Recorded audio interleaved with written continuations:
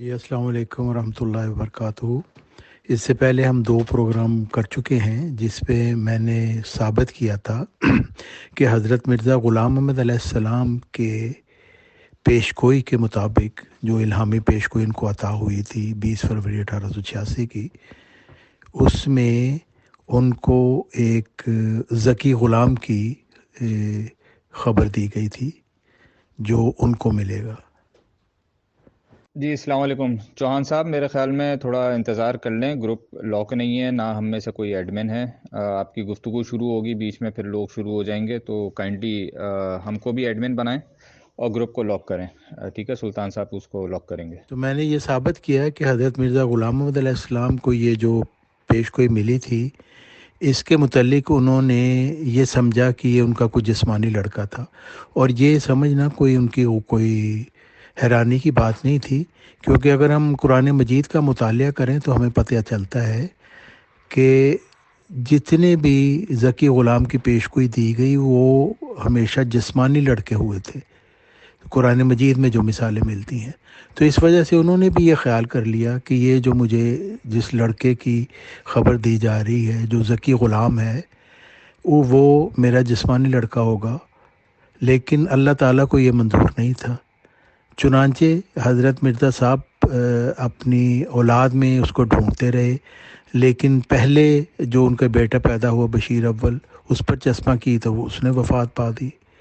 پھر آپ نے اپنے پوتے کے اوپر یہ چشمہ کی کہ وہ نافلہ آپ کو کہا گیا ہے، مرزا نصیر احمد، تو ان کی بھی وفات ہو گئی۔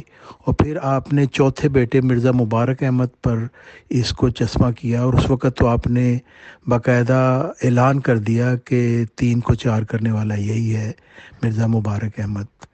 تو مرزا مبارک احمد صاحب کی بھی وفات ہو گئی۔ جی جیسے کہ میں نے بتایا کہ تیسرا پروگرام ہمارا ہے کہ وہ پیش گوئی، الہامی پیش گوئی جو حضرت مرزا غلام محمد علیہ السلام کو عطا ہوئی تھی وہ کس طرح پوری ہوئی۔ تو میں نے بتا دیا کہ حضرت مرزا غلام محمد علیہ السلام کو جو پیش گوئی ملی تھی ذکی غلام کی، اسے وہ ایک جسمانی لڑکا سمجھے تھے، لیکن وہ ان کا جسمانی لڑکا نہیں تھا، بلکہ ان کی روحانی اولاد میں سے اس نے ہونا تھا، ان کے پیروکاروں میں سے، اور وہ حضرت عبدالغفار جنبہ علیہ السلام ہیں جو 15ویں صدی کے مجدد بھی ہیں، اور وہ مسیح ابن مریم بھی ہیں جس کی پیش گوئی حضرت محمد صلی اللہ علیہ وسلم نے بھی دی اور حضرت مرزا غلام محمد علیہ السلام نے بھی دی، اور وہ ذکی غلام بھی ہیں اور مجدد بھی ہیں اور مسلم موعود بھی ہیں۔ تو ذکی غلام مجدد 15ویں صدی ہجری اور عیسیٰ ابن مریم، یہ 3 دعوے حضرت عبدالغفار جنبہ علیہ السلام کے ہیں۔ جب ذکی غلام کی خبر دی گئی تو حضرت مرزا غلام محمد علیہ السلام نے اس کے متعلق اجتہاد فرمایا کہ یہ میرا جسمانی لڑکا ہوگا، کیونکہ اس سے پہلے قرآن مجید میں جب ذکی غلام کی پیش گوئی دی گئی تو وہ ہمیشہ جسمانی لڑکا رہا تھا۔ تو انہوں نے بھی یہ خیال کر لیا، اور یہ کوئی خیال غلط بھی نہیں تھا، لیکن اللہ تعالیٰ کی یہ مرضی نہیں تھی، جس کی وجہ سے ان کے جب بھی انہوں نے اپنے کسی بچے پر وہ پیش گوئی لگائی تو وہ وفات پا گیا، اور چوتھے بیٹے مرزا مبارک احمد صاحب پر جب انہوں نے یہ پیش گوئی لگائی تو ان کی بھی وفات ہو گئی، اور اس کے بعد اللہ تعالیٰ کی طرف سے ان کو الہام ہوا کہ ہم تجھے مسیح مبارک دیں گے۔ تو حضرت مرزا صاحب علیہ السلام کو اس چیز کا پتہ چل گیا کہ یہ ان کا جسمانی لڑکا نہیں تھا، یہ ان کو غلطی لگی تھی اور یہ آئندہ کبھی پیدا ہوگا۔ اور پھر ان کے بیٹے مرزا محمود صاحب نے بھی 1908 میں یہ کہہ دیا کہ یہ شخص جس کی پیش گوئی دی گئی تھی وہ آئندہ کبھی پیدا ہوگا۔ یہ جب ہماری ڈسکشن ہوئی تھی تو اکثر یہ کچھ لوگوں نے اعتراض کیا کہ جی نبی سے تو غلطی ہوتی نہیں ہے، تو آپ کہہ رہے ہیں مرزا صاحب سے غلطی ہوئی اور وہ اس غلطی کا اتنا عرصہ لمبا عرصہ تھا، یہاں تک کہ ان کا چوتھا بیٹا فوت ہو گیا، تو پھر اللہ تعالیٰ کی طرف سے ان کو الہام ہوا، اور مرزا صاحب نے تو پھر بھی اعلان نہیں کیا کہ وہ مجھے غلطی لگی تھی۔ تو اس کے متعلق بھی میں نے بتایا تھا کہ کچھ غلطیاں ایسی ہوتی ہیں کہ انبیاء سے ہونا کو عجیب بات نہیں ہے، کیونکہ انبیاء بھی انسان ہوتے ہیں، بشر ہوتے ہیں، اور اگر انبیاء بشر نہ ہوتے تو پھر وہ اپنے پیروکاروں کے لیے اسوہ حسنہ نہ بن سکتے تھے۔ اگر ایک نبی جو ہے وہ بشر نہیں ہے، نور ہے، تو وہ کیسے کہہ سکتا ہے اپنے پیروکاروں کے لیے کہ تم میرے راستے پر چلو؟ کیونکہ ہر شخص کہے گا کہ آپ تو نور ہیں، تو ہم آپ کے راستے پر کیسے چل سکتے ہیں؟ تو اس لیے یہ جو یہ کانسیپٹ ہی ہے نا، یہی سارا غلط ہو جاتا ہے۔ جیسے اللہ تعالیٰ فرماتا ہے سورہ احزاب میں کہ تمہارے لیے، یعنی ان لوگوں کے لیے جو اللہ اور اس سے اخروی دن سے ملنے کی امید رکھتے ہیں، اللہ کا بہت ذکر کرتے ہیں، اللہ کے رسول میں ایک اعلیٰ نمونہ ہے جس کی تمہیں پیروی کرنی چاہیے۔ لَقَدْ كَانَ لَكُمْ فِي رَسُولِ اللَّهِ أُسْوَةٌ حَسَنَةٌ۔ تو اگر یہ رسول انسان ہی نہیں ہے تو اس کی پیروی کیسے کر سکتے ہیں؟ ظاہر ہے اگر وہ انسانی تو پھر اس کے جو صلاحیتیں ہیں وہ انسانوں سے ماوراء ہیں، تو انسان اپنے رسول کی پیروی نہیں کر سکتے۔ لیکن چونکہ وہ بشر ہے، اس لیے اللہ تعالیٰ نے فرمایا کہ اپنے رسول کی پیروی کرو۔ حضرت ابراہیم علیہ السلام کے لیے بھی فرمایا گیا کہ الممتحنہ صورت میں کہ ابراہیم اور اس کے ساتھیوں میں بھی تمہارے لیے ایک اسوہ حسنہ موجود ہے۔ قرآن مجید میں بار بار اللہ تعالیٰ اپنے نبی حضرت محمد صلی اللہ علیہ وسلم سے فرماتے ہیں کہ ان کو کہہ دیں میں تمہاری طرح کی بشر ہوں، قل انما انا بشر مثلکم یوحی الیہ۔ فرق یہ ہے کہ میرے طرف وحی ہوتی ہے، اور وحی سے میری جو بشری صلاحیتیں ہیں وہ ختم نہیں ہو جاتی، بلکہ وہ اسی طرح ہیں، لیکن وحی سے میرا ایک روحانی مقام بلند ہو جاتا ہے عام انسانوں سے۔ کفار مکہ نے رسول اکرم صلی اللہ علیہ وسلم سے معجزات کا مطالبہ کیا تو اللہ تعالیٰ نے آپ سے فرمایا کہ ان کو کہہ دے کل سبحان ربی حل کنت الا بشر رسولا، یعنی کہ میں تو ایک بشر رسول ہوں، اس کے علاوہ کچھ نہیں ہوں۔ تو میں کوئی معجزات نہیں دکھا سکتا، وہ صرف اللہ تعالیٰ دکھا سکتا ہے، اور اللہ تعالیٰ کے اذن سے ہی سب کچھ ممکن ہے۔ اب جب کہ یہ بات ثابت ہو گئی کہ تمام انبیاء بشر تھے، تو پھر ہم دیکھ لیتے ہیں کہ قرآن مجید میں بشر اور انسان کے متعلق اللہ تعالیٰ کیا فرماتا ہے۔ اللہ تعالیٰ فرماتا ہے سورہ نساء میں کہ خلق الانسان ضعیفا، انسان کو کمزور پیدا کیا گیا ہے۔ پھر انسان کے متعلق اور جو باتیں مختلف آیات میں بیان کی گئی ہیں کہ انسان کمزور ہے، ناشکرا ہے، جھگڑالو ہے، جلد باز ہے، جلد مایوس ہو جاتا ہے، تنگ دل ہے، جلد گھبرا جاتا ہے، کچے دل والا ہے، آپے سے باہر ہونے والا ہے، بے انصاف ہے۔ یہ انسانوں کی تمام جو صفات ہیں، ان کی کمزوریاں وہ اللہ تعالیٰ نے بیان کی گئی ہیں۔ اور اللہ تعالیٰ کے انبیاء بھی بشر ہوتے ہیں، وہ گناہ سے پاک ہوتے ہیں لیکن بشری کمزوریوں سے پاک نہیں ہوتے، اور انبیاء اپنی بشری کمزوری کی وجہ سے وحی الہی کو سمجھنے میں غلطی بھی کر سکتے ہیں، اللہ تعالیٰ کے منشاء کو سمجھنے میں غلطی کر سکتے ہیں، مگر اگر اجتہادی غلطی ایسی ہوتی ہے کہ جس کا اثر دین کے اہم گوشے پر پڑتا ہے تو خدا تعالیٰ کی طرف سے فوراً تادیب آ جاتی ہے اور نشاندہی کر دی جاتی ہے کہ یہاں پہ غلطی ہو گئی ہے، جس کو وہ ٹھیک کر لیا جاتا ہے۔ ورنہ دوسری جو باتیں ہوتی ہیں جن کا دین کے اہم گوشے پر اثر نہیں پڑتا، وہ غلطیاں جو ہیں وہ اللہ تعالیٰ کی منشاء کے مطابق کئی دفعہ کچھ عرصہ قائم رہتی ہیں، لیکن آخر ان کی بھی نشاندہی کری جاتی ہے، کیونکہ وہ غلطیاں مومنین کے لیے امتحان کی صورت میں ہوتی ہیں، تاکہ پتہ چل جائے کہ کون لوگ اپنے ایمان میں مضبوطی پر قائم ہیں اور ان کی نشاندہی ہو جائے۔ اب بہت سارے انبیاء سے غلطی ہوئی، حضرت آدم علیہ السلام دیکھیں کتنا وعدے ان کو اللہ تعالیٰ نے فرمایا کہ اس درخت کے قریب نہ جانا، لیکن وہ پھر بھی گئے اور ان سے یہ غلطی ہوئی۔ حضرت نوح علیہ السلام کو دیکھیں کہ وہ سب کچھ جانتے تھے، لیکن چونکہ باپ تھے، اپنے سامنے اپنے بیٹے کو ڈوبتا ہوا دیکھ کر ان کے دل میں یہ خیال آ گیا کہ اللہ میاں تو نے تو مجھے کہا تھا کہ میرے اہل کو بچائے گا، حالانکہ وہ جانتے تھے کہ وہ ان کا اہل نہیں ہے کیونکہ ان پر ایمان نہیں لایا۔ تو اللہ تعالیٰ کی طرف سے ان پر فوری تادیب کی گئی کہ یہ کیا جاہلیت کی بات تم نے کی ہے۔ حضرت یونس علیہ السلام کو دیکھیں کہ وہ عذاب کا جب حکم آ گیا ان کی قوم کے لیے تو وہ بغیر اللہ تعالیٰ کے حکم کے وہاں سے چلے گئے، حالانکہ اللہ تعالیٰ کی طرف سے ان کو ابھی وہاں سے جانے کا حکم نہیں تھا، لیکن وہ یہ سمجھے چونکہ اب عذاب کا حکم آ گیا ہے تو شاید اب میرا یہاں رہنا ٹھیک نہیں ہے۔ یہ ان کی گناہ نہیں تھا، لیکن ان کی بشری ایک کمزوری تھی جس کی وجہ سے انہوں نے وہی کو سمجھنے میں غلطی کی۔ حضرت موسیٰ علیہ السلام کا دیکھیں، نبوت سے پہلے انہوں نے قتل کر دیا، ایک بہت بڑا جرم ہے قتل کرنا، قرآن شریف میں تو ہے جو ایک قتل کرتا ہے وہ ساری انسانیت کو قتل کرتا ہے، لیکن حضرت موسیٰ کا قتل کرنے کا کوئی ارادہ نہیں تھا، یہ ان سے ہو گیا۔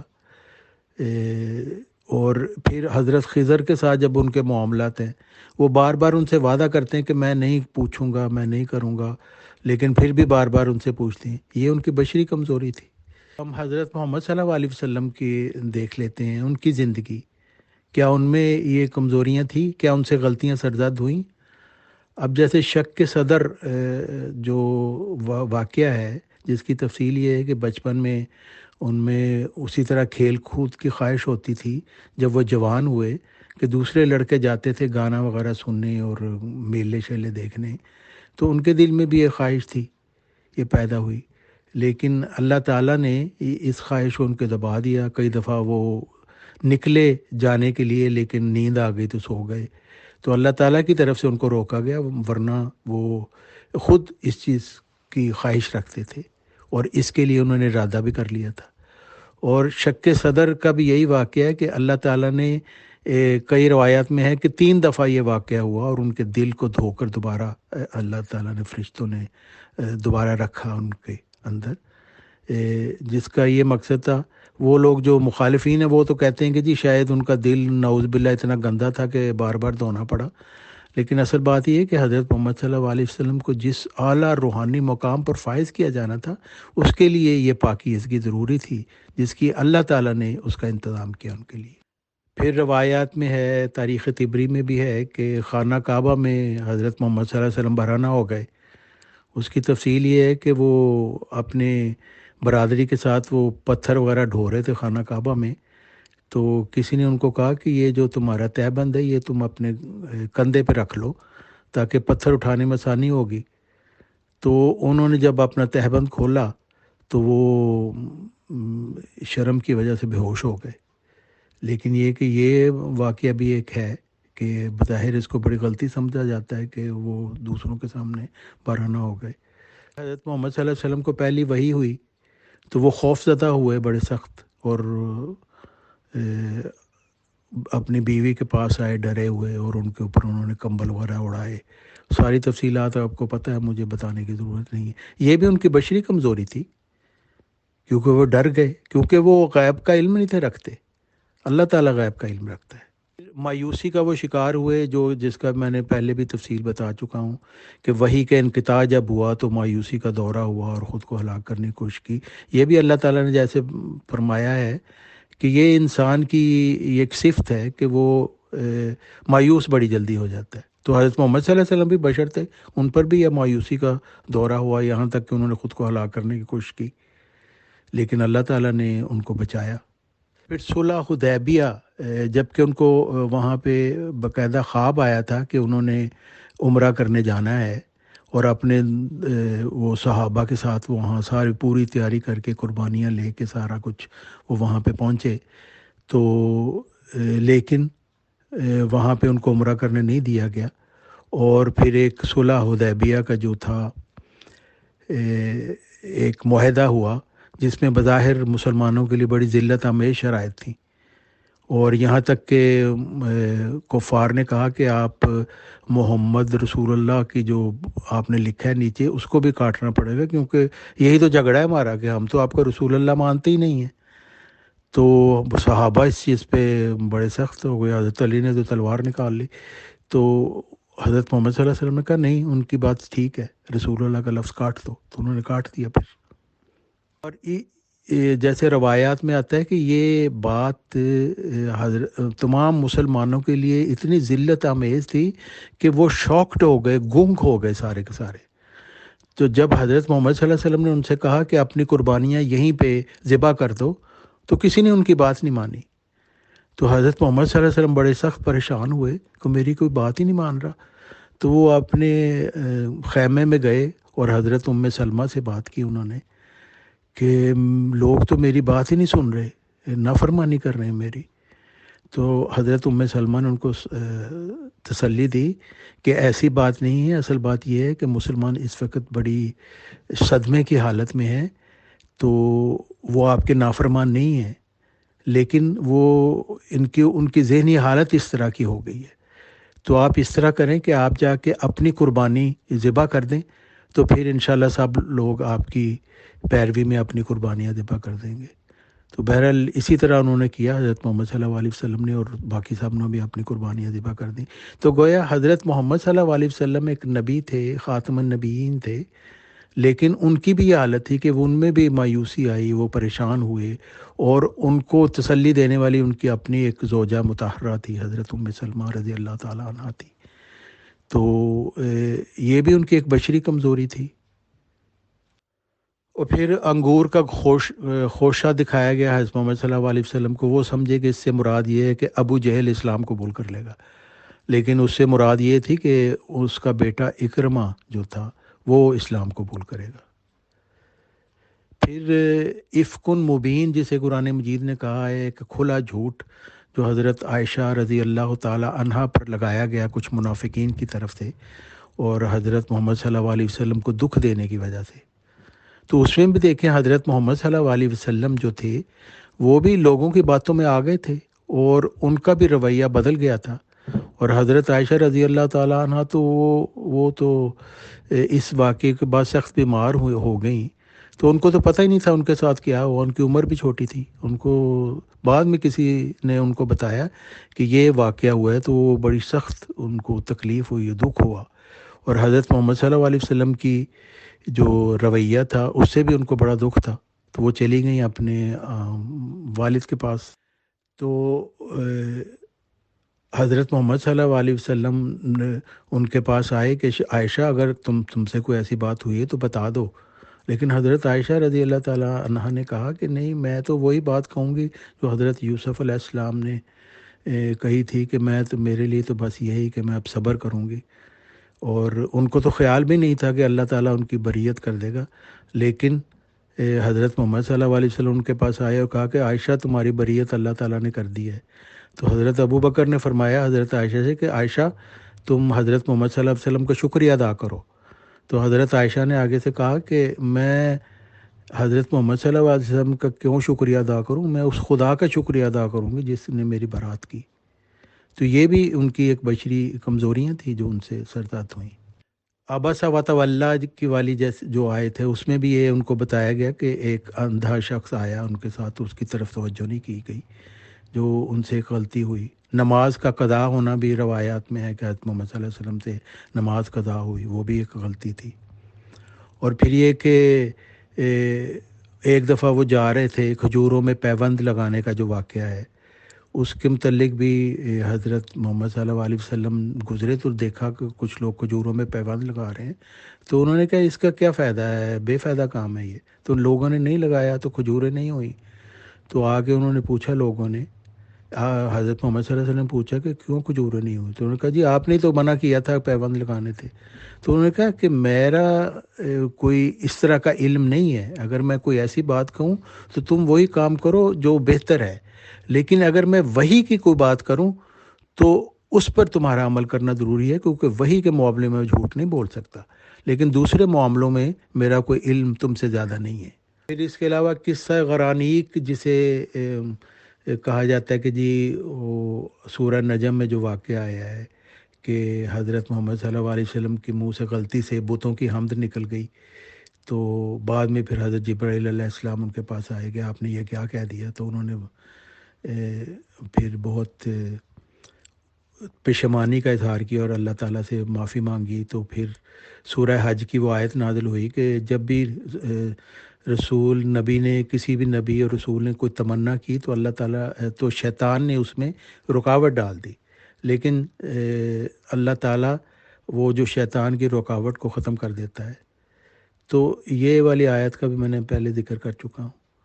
تو وہ یہ والی بھی جو چیزیں ہیں اسی آیت میں اللہ تعالیٰ فرماتا ہے کہ اس لیے ہوتا ہے کہ وہ جن لوگوں کے دل میں کجی ہے وہ پھر کھل کے سامنے آ جاتے ہیں۔ بعض لوگوں کو جنگ میں پیچھے رہنے کی، جنگ بدر میں سے پہلے بعد کی بات ہے کہ پیچھے رہنے کی آپ نے اجازت دی، اس کے متعلق بھی تادیب آ گئی اللہ تعالیٰ کی طرف سے کہ یہ بات نہیں کرنی چاہیے تھی۔ پھر جنگ بدر میں قیدیوں کے متعلق آپ سے غلطی ہوئی اور حضرت عمر نے جو بات کی تھی وہ نہیں مانی گئی، تو اس وقت بھی قرآن شریف کی طرف سے آپ کو بتا دیا گیا، صورت آ گئی کہ وہ غلطی تھی، حضرت عمر کی جو بات تھی وہ صحیح تھی، حضرت محمد صلی اللہ علیہ وسلم نے جو فیصلہ کیا تھا وہ صحیح نہیں تھا۔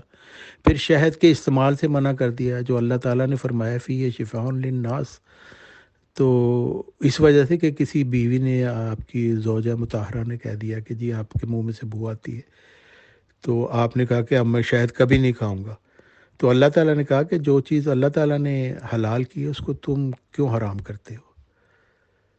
اور پھر قرآن مجید میں آیات میں کئی دفعہ آپ کو جلدی کرنے سے منع فرمایا گیا ہے، یعنی جلدی کرنا بھی وہ بشری کی کمزوری ہے، انسان کی غلطی ہے، وہ اپنی بشری کمزوری کی وجہ سے ایسا کر دیتا ہے۔ پھر قرآن مجید میں اللہ تعالیٰ آپ کو فرماتا ہے، سورہ محمد کی آیت 19 ہے کہ اے میرے نبی آپ جان لیجئے کہ بے شک اللہ کے سوا کوئی معبود نہیں ہے، اور آپ اپنے گناہوں کے لیے مغفرت طلب کرتے رہیے، اور مومن مردوں اور عورتوں کے لیے بھی۔ یعنی اللہ تعالیٰ آپ کو کہہ رہا ہے کہ اپنے گناہوں کے لیے مغفرت طلب کرتے رہیے۔ تو حضرت محمد صلی اللہ علیہ وسلم کے کون سے گناہ تھے؟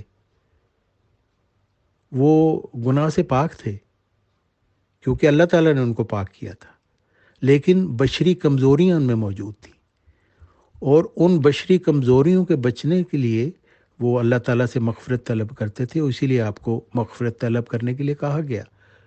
اور آپ جب عبادت کرتے تھے تو اتنی زیادہ عبادت کرتے تھے کہ آپ کے پاؤں ٹانگیں شل ہو جاتی تھیں، تو صحابہ کہتے تھے کہ حضور آپ کیوں اتنی اپنے آپ کو ہلکان کرتے ہیں، اللہ تعالیٰ نے تو آپ کو مغفرت کا دعویٰ کیا ہے، وعدہ دیا ہے، تو آپ نے فرمایا کہ آپ میں اس کا شکر گزار بندہ نہ بنوں۔ اب جیسے سورہ بقرہ میں بھی اللہ تعالیٰ حضرت محمد صلی اللہ علیہ وسلم کو فرماتا ہے کہ اگر تو اس کے بعد بھی کہ علم تیرے پاس آ چکا ہے ان کی خواہشات کی پیروی کرے گا تو ضرور ظالم اس پہ ہو جائے گا۔ یعنی اللہ تعالیٰ آپ کی بار بار تربیت بھی کر رہا ہے اور آپ کو بتا بھی رہا ہے۔ تو حضرت محمد صلی اللہ علیہ وسلم بھی ایک انسان تھے، ان کی بھی جو تربیت تھی وہ بتدریج ہوئی، اور اللہ تعالیٰ ان کی تربیت کرنے والا تھا۔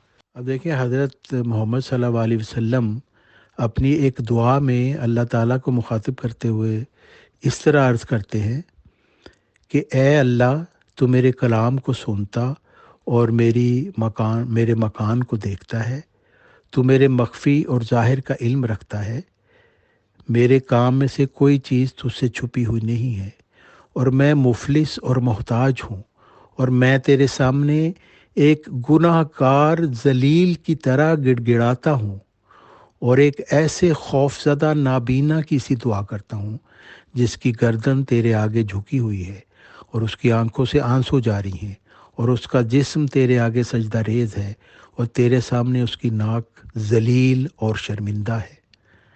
طبرانی بحوالہ الجامع الصغیر للسیوطی جلد 1 باب الالف صفحہ 57 مصری۔ تو یہاں پہ حضرت محمد صلی اللہ علیہ وسلم اپنے آپ کو ایک بشر کی حیثیت سے اللہ تعالیٰ کے سامنے یہ بات کر رہے ہیں اور اپنی عاجزی کا اظہار کر رہے ہیں، کیونکہ وہ ایک بشر تھے اور وہ بھی کمزوریاں ان میں بھی تھیں، اور وہ ہر وقت اللہ تعالیٰ سے اس کے لیے اللہ تعالیٰ کی پناہ مانگتے رہتے تھے۔ یعنی جتنی باتیں میں نے بیان کی ہیں اس سے یہ ظاہر ہوتا ہے کہ جو نبی ہوتا ہے وہ ایک بشر ہوتا ہے، وہ ویسے ہی کھاتا پیتا ہے جیسے دوسرے لوگ کھاتے پیتے ہیں، اس کے حوائج ضروریہ بھی ویسے ہی ہوتے ہیں جیسے دوسرے لوگوں کے ہوتے ہیں، لیکن فرق صرف یہ ہوتا ہے کہ اللہ تعالیٰ کی طرف سے جب اس کو وحی کی جاتی ہے تو پھر اس کا روحانی مقام عام انسانوں سے بلند ہو جاتا ہے، وہ اللہ تعالیٰ کے نزدیک ہو جاتا ہے، لیکن اس کی بشریت اس سے ختم نہیں ہو جاتی۔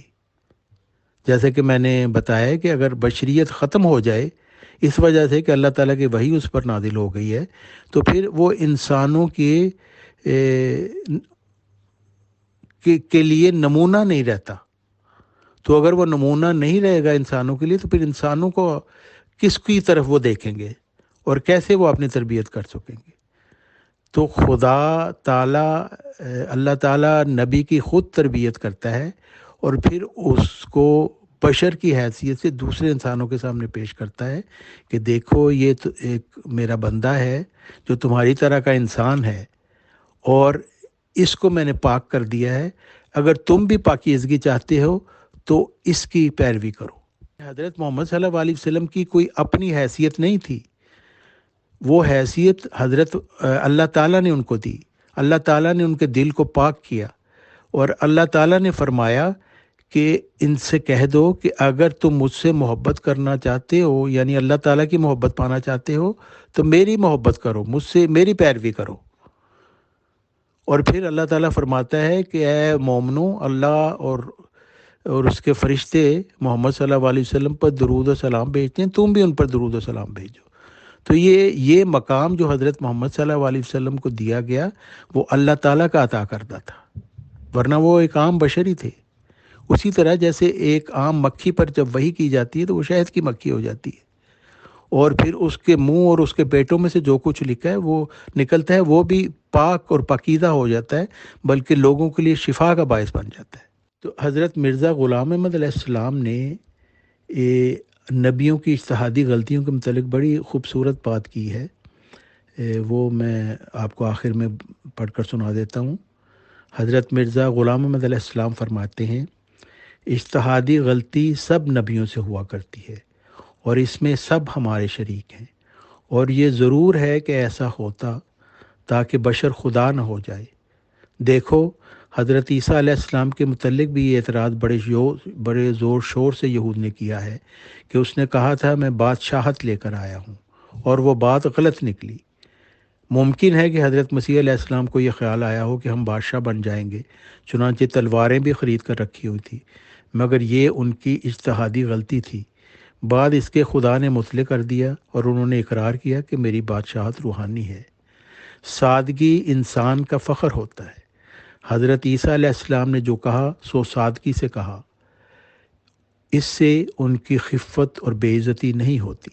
پھر حضرت مرزا غلام احمد علیہ السلام آگے فرماتے ہیں، ایسا ہی حضرت صلی اللہ علیہ وسلم نے پہلے یہ سمجھا تھا کہ ہجرت یمامہ کی طرف ہوگی، مگر ہجرت مدینہ طیبہ کی طرف ہوئی، اور انگوروں کے متعلق آپ صلی اللہ علیہ وسلم نے یہ سمجھا تھا کہ ابو جہل کے واسطے ہیں، بعد میں معلوم ہوا کہ اکرمہ کا واسطے ہیں۔ انبیاء کے علم میں بھی تدریجاً ترقی ہوتی ہے، اس واسطے قرآن شریف میں آیا ہے کل رب زدنی علما۔ یہ آپ صلی اللہ علیہ وسلم کا کمال اور قلب کی طہارت تھی جو آپ صلی اللہ علیہ وسلم اپنی غلطی کا اقرار کرتے تھے۔ اس میں انبیاء علیہم السلام کی خفت کچھ نہیں ہے۔ ایک حکیم ہزاروں بیماروں کا علاج کرتا ہے، اگر ایک ان میں سے مر جائے تو کیا حرج ہے؟ اس سے اس کی حکمت میں کچھ داغ نہیں آ جاتا۔ کبھی حافظ قرآن کو پیچھے سے لقمہ دیا جاتا ہے تو اس سے یہ نہیں کہا جاتا کہ اب وہ حافظ نہیں رہا۔ جو باتیں متواترات اور کثرت سے ہوتی ہیں ان پر حکم لگایا جاتا ہے۔ ملفوظات جلد اول صفحہ 455، ایڈیشن 1988۔ جی چوہان صاحب، اگر گفتگو ختم ہو گئی آپ کی تو میں بس ایک سوال کروں گا آپ سے، اور پھر 10 منٹ 5 منٹ نہیں، تھوڑا 10 منٹ مجھے دے دیں، میں آپ کی کچھ بیچ میں گفتگو میں نے دیکھنی ہے، جو کام کی بات ہوگی میں اس کے اوپر پھر بات کروں گا، ٹھیک ہے؟ آپ کی اگر گفتگو مکمل ہو گئی تو بتا دیں، میں ایک سوال بس اس پہ کرنا چاہ رہا ہوں۔ جی چوہان صاحب، بہت شکریہ، بس اتنی سی بات تھی، یہ جو آپ نے جتنی انبیاء کرام کی غلطیاں آپ نے گنوائی ہیں، حضرت نوح علیہ السلام سے لے کر حضرت ابراہیم علیہ السلام تک، رسول اللہ صلی اللہ علیہ وسلم کی اتنی آپ نے غلطیاں ان کی گنوا دی ہیں، اور اس کے اوپر آپ نے بتایا کہ کس طرح اللہ تعالیٰ نے ان کی تصحیح کی، الہامات کیے، وحی کے ذریعے ان کو جو ہے درست فرمایا۔ تو اس طرح ہی مرزا صاحب کی کوئی 3 آپ جو ہیں غلطیاں کائنڈلی جو کمزوریاں ہیں وہ ہم کو ان 5 منٹ کے اندر آپ بتا دیں، اور ان کمزوریوں کے اوپر مرزا صاحب کو کیا اللہ تعالیٰ نے، ان کے خدا نے الہامات کر کے جو ہے درستی فرمائی، بالخصوص یہ پیش گوئی مسلم موعود کے حوالے سے. ٹھیک ہے، مسلم موعود کے حوالے سے یہاں سے شروع کریں، اور اس کے علاوہ دو جو ہیں ان کی کوئی کمزوری آپ گنوا دیں جس کو ان کے خدا نے الہام کر کے جو ہے اس کی جو اجتہادی غلطی ہے اس کو دور فرمایا. جس طرح نوح علیہ السلام کے بارے میں اللہ تعالیٰ نے ان سے مکالمہ کیا جب ان سے غلطی ہوئی. آپ نے جو بھی واقعہ بتایا اس کے اندر آپ نے اوپر نیچے چیزیں کی ہیں، ڈیٹیل طلب ہیں وہ باتیں، لیکن جس طرح آپ نے بیان کیا ہے اسی طرح حضرت ابراہیم علیہ السلام کو خدا نے درست کیا، رسول اللہ صلی اللہ علیہ وسلم کو خدا نے درست کیا، بتایا، قرآن آیات نازل ہوئی اس کے لیے. مرزا صاحب کو مسلم موعود کے متعلق کیا آیات نازل ہوئیں جب انہوں نے یہ اجتہادی غلطی کر دی تھی، اور اس کے علاوہ دو اور کیا مرزا صاحب کی غلطیاں تھیں جن کو خدا نے اس طرح جو ہے الہام کر کے اس کی درستگی فرمائی تھی. ٹھیک ہے، آپ 5 منٹ لے لیں، آپ بات کر لیں، میں 10 منٹ کے بعد جو ہے نا اپنی بات شروع کروں گا. حضرت مرزا غلام محمد علیہ السلام نے سب سے بڑی غلطی جو ان سے ہوئی، ان کی اجتہادی غلطی، وہ یہ تھی کہ انہوں نے کلام الہی میں تصرف کیا. وہ کس طرح کیا؟ اللہ تعالیٰ تو فرماتا ہے کہ ایک ذکی غلام تجھے دیا جائے گا، تو انہوں نے ذکی غلام کے آگے لڑکا لکھ دیا. یعنی اس لڑکا اللہ تعالیٰ کی طرف سے الہام نہیں کیا گیا تھا، لیکن انہوں نے یہ سمجھ لیا، یعنی یقین کامل سے سمجھ لیا کہ یہ ضرور میرا جسمانی لڑکا ہے. اور بلکہ یہ غلطی ان سے یہ بھی ہوئی کہ وہ یہ سمجھے ایک ہی وجود کے متعلق ہے یہ پیش گوئی. یعنی اس میں یہ تھا کہ ایک وجی اور پاک لڑکا تجھے دیا جائے گا، ایک ذکی غلام تجھے ملے گا. تو وہ پہلے تو یہ سمجھے کہ یہ ایک ہی وجود کے متعلق بات ہے. تو یہ باتیں جو تھیں، اور یہ کہ ذکی غلام ان کا جسمانی ہوگا یہ لڑکا، اور کیونکہ یہ بھی بتا دیا ہے کہ وہ لڑکا تیری ذریت و نسل ہوگا، تو اس وجہ سے وہ ساری اس عبارت سے یہی سمجھے کہ یہ ایک ہی وجود کے متعلق بات ہے. تو اسی جو پیش گوئی مسلم موعود میں اس میں ہی ان سے 3 غلطیاں ہو گئیں. ایک غلطی یہ ہوئی کہ دو وجودوں کو ایک وجود سمجھ لیا. دوسری غلطی یہ ہو گئی کہ ذکی غلام کے سامنے لڑکا رکھ دیا. تیسری غلطی یہ ہو گئی کہ پیش گوئی کو مسلم موعود کی پیش گوئی کہہ دیا، جبکہ اللہ تعالیٰ نے مسلم موعود دینے کا ان کو کوئی وعدہ نہیں تھا دیا. تو حضرت مرزا غلام محمد علیہ السلام چونکہ وہ بھی انسان تھے، اور ان کی بھی یہ خواہش تھی کہ ان کی اولاد میں وہ پسر موعود ہو، اور پھر وہ ان کے نفس نے پھر ان کو یہ دکھایا کہ یہ ان کا بیٹا ہوگا، جبکہ وحی الہی میں صاف طور پر یہ نہیں کہا گیا کہ یہ ان کا بیٹا ہے. یعنی وجی و پاک لڑکا کے متعلق تو اللہ تعالیٰ نے فرما دیا یہ تیری ذریت و نسل ہوگا، لیکن ذکی غلام کے متعلق انہیں نہیں بتایا گیا کہ یہ تیری ذریت و نسل ہوگا، لیکن وہ یہی سمجھے. بعد میں جب بشیر اول کی وفات ہو گئی تو اس وقت پھر ان کو یہ بات سمجھ آ گئی کہ یہ پیش گوئی 2 وجودوں کے متعلق تھی، ایک وجود کے متعلق نہیں تھی. اس وجہ سے کہ اگر یہ پیش گوئی ایک ہی وجود کے متعلق ہوتی تو پھر یہ پیش گوئی ختم ہو جانی تھی بشیر اول کے ساتھ ہی، اس کی وفات کے ساتھ. لیکن اس وقت آپ کو یہ پتہ چلا کہ نہیں، یہ 2 وجودوں کی پیش گوئی ہے، کیونکہ وہ یہ جس لڑکے کی بات کی گئی ہے وہ مہمان کے طور پر اس نے آنا تھا، اور مہمان کے طور پر وہی ہوتا ہے جس کی زندگی تھوڑی ہو، کہ مہمان تھوڑی دیر کے لیے رہتا ہے چلا جاتا ہے. تو اس وجہ سے ان کو یہ سمجھ آ گئی کہ یہ 2 وجودوں کی متعلق پیش گوئی ہے، ایک وہ لڑکا جو مہمان کے طور پر آنا ہے، اور پھر ایک وہ جو ذکی غلام ہے جس کو انہوں نے مسلم موعود کہا. اچھا، پھر اس غلطی کی اصلاح کس طرح ہوئی؟ ذکی غلام کی جو انہوں نے اپنا لڑکا لکھ دیا تھا، اس کی اصلاح اس طرح ہوئی کہ بیچ میں اللہ تعالیٰ کی طرف سے ان کی تنبیہ ہوتی رہی، جیسا کہ انہوں نے بشیر اول کے بعد اپنے پوتے مرزا نصیر احمد کو اپنا وہ اس پیش گوئی کا مصداق سمجھا، تو وہ اس کی بھی وفات ہو گئی. اور پھر اس کے بعد جب ان کا چوتھا بیٹا پیدا ہوا مرزا مبارک احمد، جس کو انہوں نے 3 کو 4 کرنے والا کہا، تو اس وقت تو انہوں نے باقاعدہ اعلان کر دیا اور ثابت بھی کیا کہ یہ کس طریقے سے 3 کو 4 کرنے والا اور 20 فروری 1886 کی پیشگوئی کا مصداق ہے. لیکن چونکہ اللہ تعالیٰ کی طرف سے یہ منظور نہیں تھا، وہ بھی وفات پا گیا مرزا مبارک احمد. تو پھر مرزا مبارک احمد کی وفات کے وقت آپ کو الہام ہوا کہ میں تجھے ایک بیٹا دوں گا اور وہ مسیل مبارک ہوگا.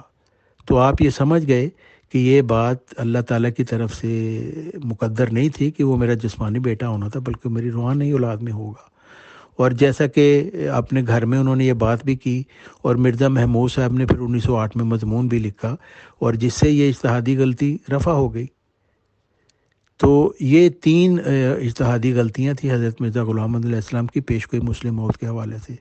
لیکن دوسری اور بھی بہت سی غلطیاں ان سے ہوئی، کیونکہ وہ ان کی میں بشری کمزوریاں تھیں نبی ہونے کے باوجود، اور اس سے ان کی صداقت پر کوئی حرف نہیں آتا.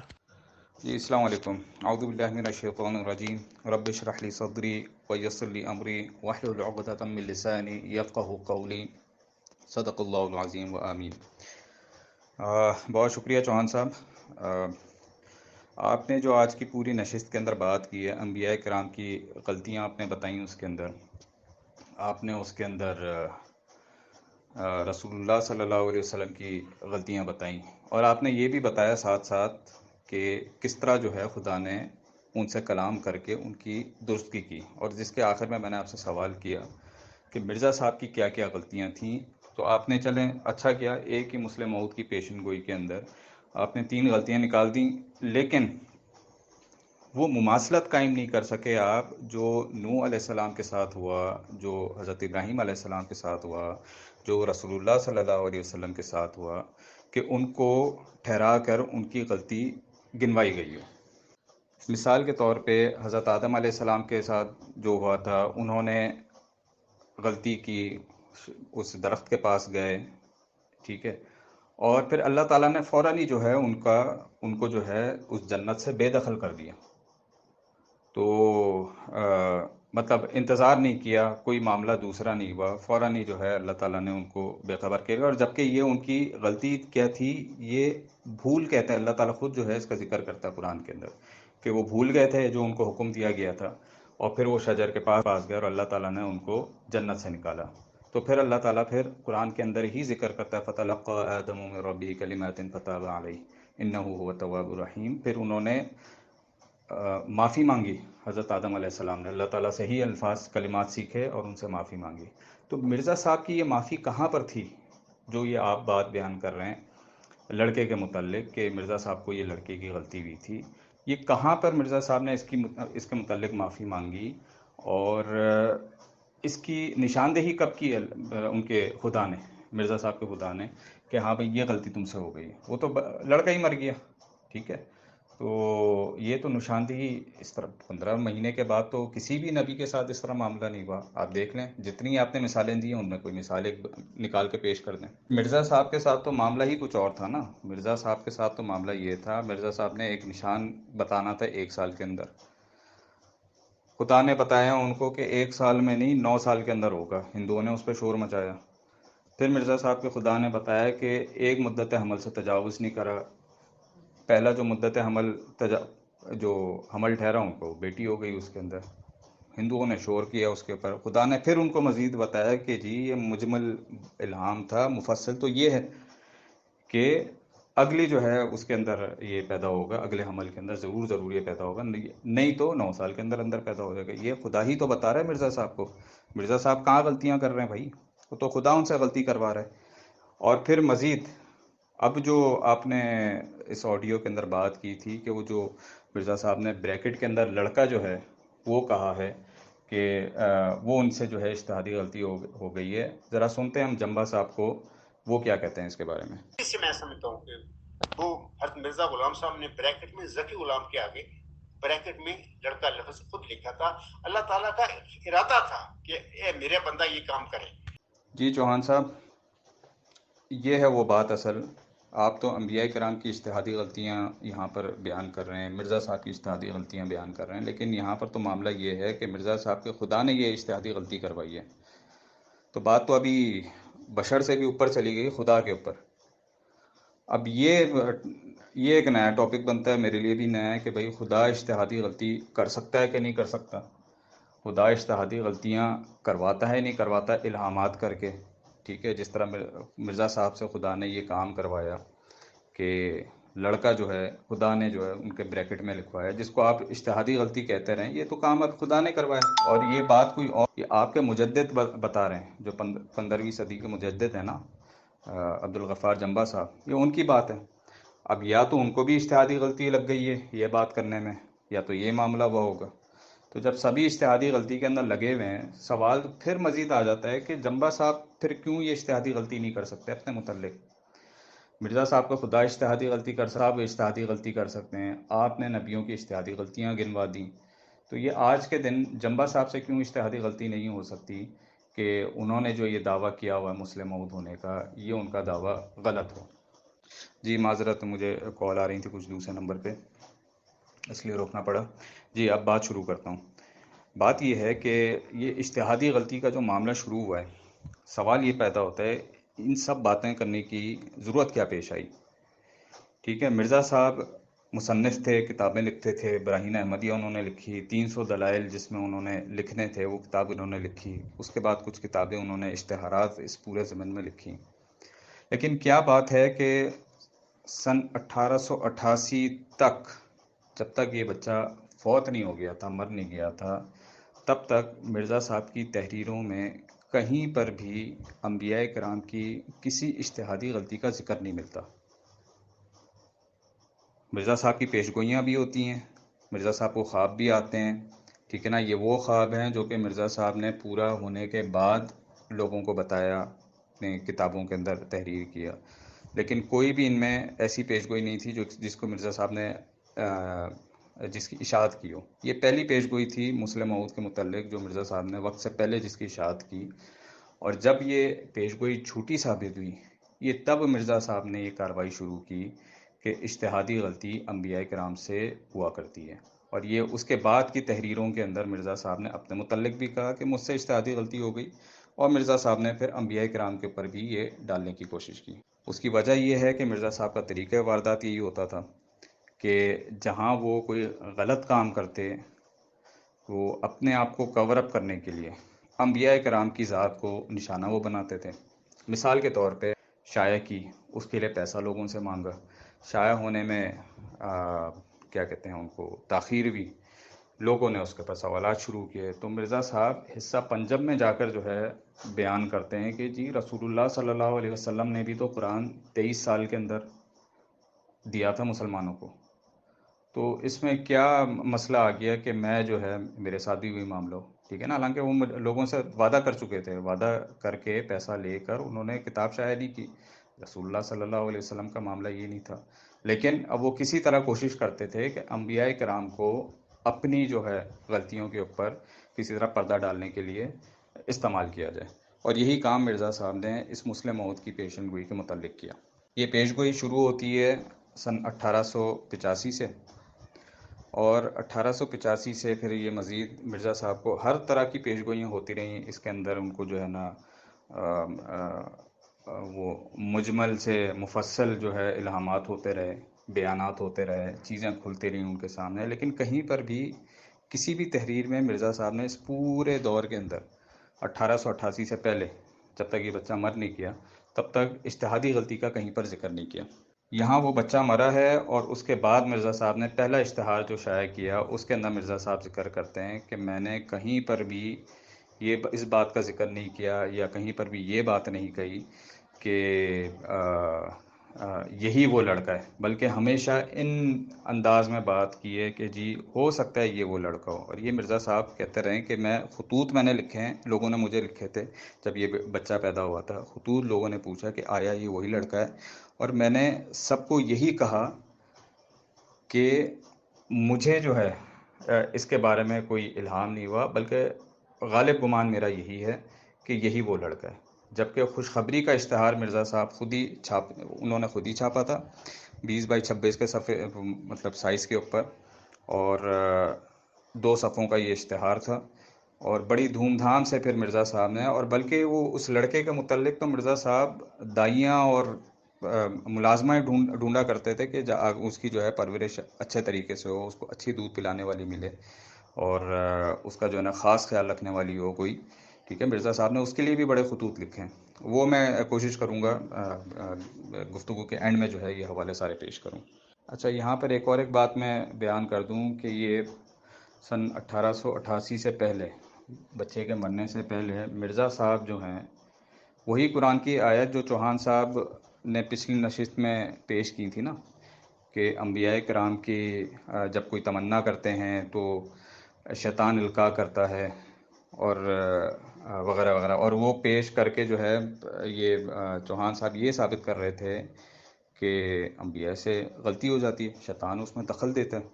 ٹھیک ہے نا، یہ ثابت کر رہے تھے. جبکہ مرزا صاحب اس پیشگوئی کے غلط ثابت ہونے سے پہلے اپنے براہین احمدیہ میں 1884 میں اسی آیت کا استعمال کر کے یہ ثابت کرنے کی کوشش کرتے تھے کہ اللہ جو ہے شیطان کے القاء کو دور کر دیتا ہے اور انبیاء کرام کی اور محدث کی کے الہامات کو جو ہے محفوظ رکھتا ہے.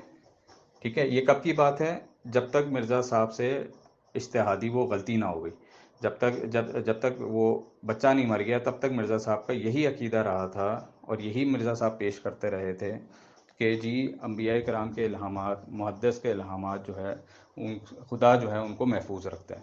لیکن جہاں وہ بچہ مرا، اس کے بعد جو ہے وہ دیکھنے چوہان صاحب اسی قرآن کی آیت کو پیش کرتے ہیں اور کہتے ہیں کہ جی یہاں سے جو ہے اجتہادی غلطی ثابت ہوتی ہے. تو یہ معاملات تھے مرزا صاحب کے کہ ایک وہ وقت تھا، اور یہ اس وقت کا حوالہ میں لگا رہا ہوں جب مرزا صاحب مجتہد بھی تھے، مجدد بھی تھے، ملہم بھی تھے، سارے معاملات ہوتے تھے. لیکن اور اس آیت کو پیش کرنے کے بعد مرزا صاحب نے اپنی سچی خوابیں بھی سنائی ہیں. وہ سچی خوابیں ایسی کہ مرزا صاحب کو خواب ہوتا ہے کہ فلاں دو ہندو جو ہیں وہ کبھی جیل سے بری نہیں ہوں گے. مثالیں دے رہے ہیں مرزا صاحب اسی آیت کے تحت کہ وہ بری نہیں ہوں گے. اور ہوتا یہ ہے کہ کچھ ٹائم کے بعد وہ کیس ان کا چلتا ہے اور خبر جو ہے پھیل جاتی ہے کہ جی رات میں جو ہے وہ دونوں ہندو جنہوں نے بری نہیں ہونا تھا اب وہ گاؤں واپس آ رہے ہیں.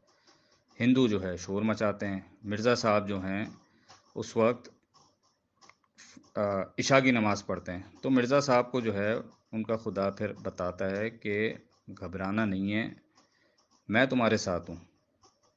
ٹھیک ہے، یہ معاملات ہوتے تھے مرزا صاحب کے ساتھ پہلے 1888 سے پہلے. اور یہ کیوں معاملات ہوتے تھے؟ کیونکہ مرزا صاحب جو ہیں وہ خطوط پہلے لکھتے نہیں تھے، اشتہارات میں اپنے یہ الہامات شائع نہیں کرتے تھے.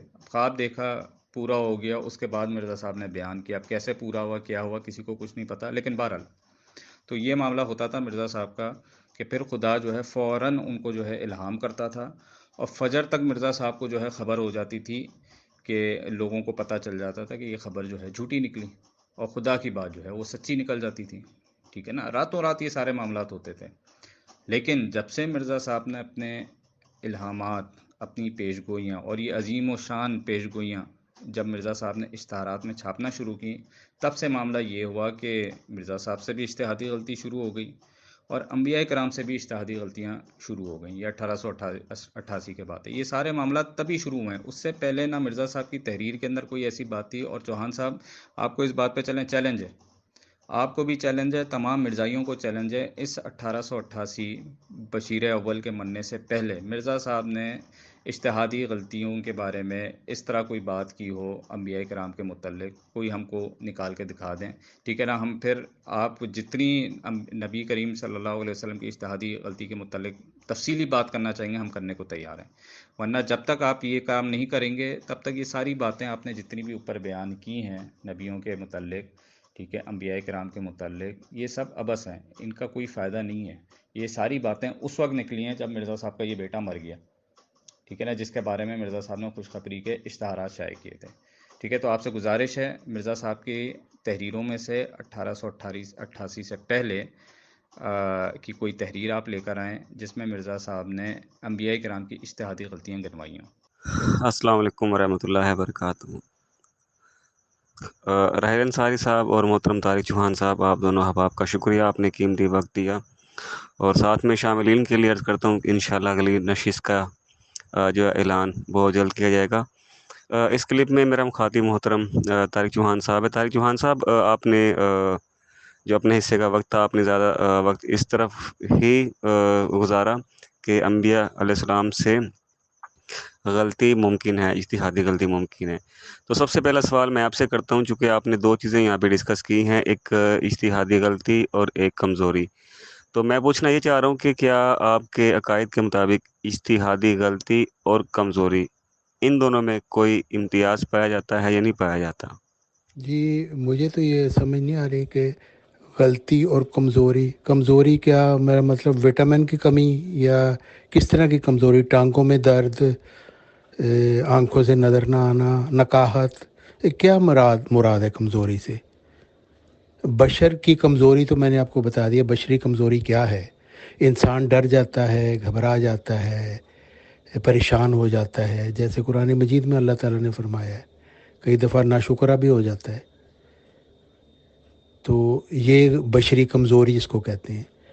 تو دوسری جو جسمانی کمزوریاں ہیں، جس کی وجہ ٹانگیں کانپنا، نظر نہ آنا، تو یہ آپ کی کمزوری سے مطلب ہے یا کیا مطلب ہے؟ کیونکہ میں نے تو بڑا کھول کر ساری بات بتا دی کہ بشر کیا ہے، بشری کمزوری کیا ہے، قرآن مجید کیا کہتا ہے کہ بشری کمزوری کیا ہے، بشر میں کون کون سی کمزوریاں ہیں۔